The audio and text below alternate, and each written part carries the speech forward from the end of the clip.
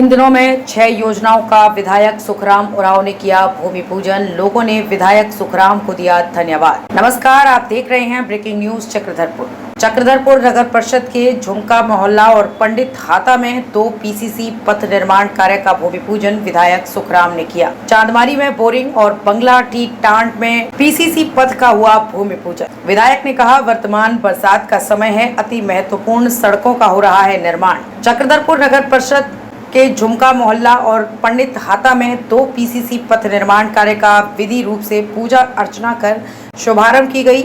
सुखराम समेत स्थानीय लोगों ने की पूजा अर्चना। इसके बाद चांदमारी और अन्य स्थानीय लोगों ने विधायक सुखराम उरांव को मोहल्ला के अन्य समस्याओं से भी अवगत कराया। स्थानीय लोगों ने यह भी बताया कि वर्तमान में जो सड़क का निर्माण हो रहा है, सही मायने में इसका निर्माण अति आवश्यक था।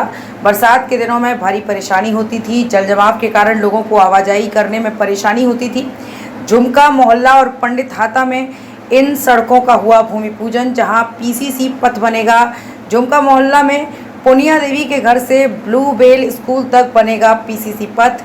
पंडित हाता चंद्र रोड में बनारसी लस्सी के घर से अप्पू राय के घर तक बनेगा पीसीसी पथ। इसके पहले 2 और योजनाओं का भूमि पूजन हुआ था, जिसमें पवन चौक से रानी तालाब तक पीसीसी पथ और हनुमान मंदिर के समीप बोरिंग कार्य हुआ था।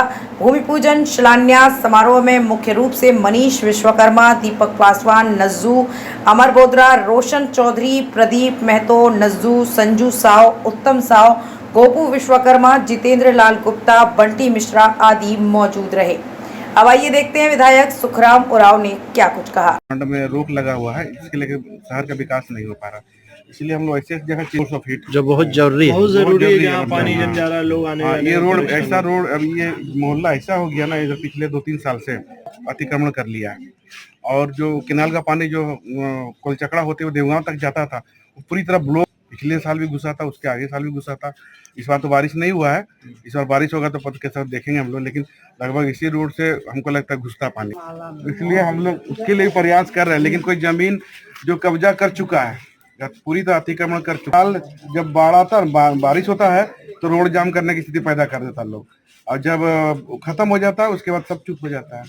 कम से कम उसमें केनाल को पानी को डाइवर्ट कर, मतलब 6 फीट जगह चाहिए। 6 फीट में जैसा कि एक पानी जाने वाला जो होगा 4 फीट जगह चाहिए, तभी ये पानी को डाइवर्ट कर पाएगा।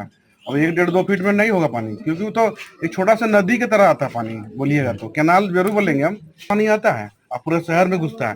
इस यहाँ भी घुसता है, देखिएगा आपका भगत सिंह गांधी स्कूल में 7 फीट पानी घुसा था स्कूल के अंदर में। और हम लोग जेसीबी ला के स्टेट बैंक के सामने में एनएच को हम लोग काट के पानी को डाइवर्ट किए, खासकर इधर 3 साल से स्थिति बना है। तो जब तक हम लोग जो सरकारी जमीन है, जो केनाल का नाम से है, रोड का नाम से है, वो कब्जा अगर नहीं करेगा तो हमको लगता है कब्जा हो जाता है, जिसके कारण में हो नहीं पाता। माने वहाँ का पानी सीधे इधर आ जाता है, जिसके चलते मोहल्ला सब में भी पूरा जाम देखे होंगे कि वहाँ का जो केनाल का पानी है कुलचकड़ा घुसता है। कुलचकड़ा पहुँचने से, समाडी चौक पहुँचने से पहले हमको लगता है 2-3 गो छोटे छोटे पुलिया है खेत के लिए, वो पूरी तरह ब्लॉक हो गया।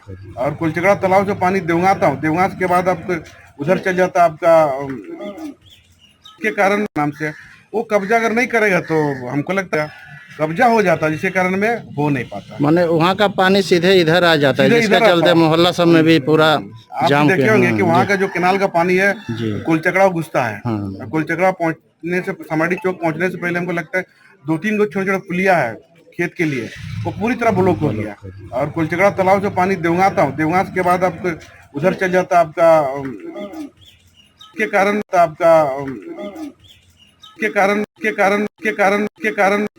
कारण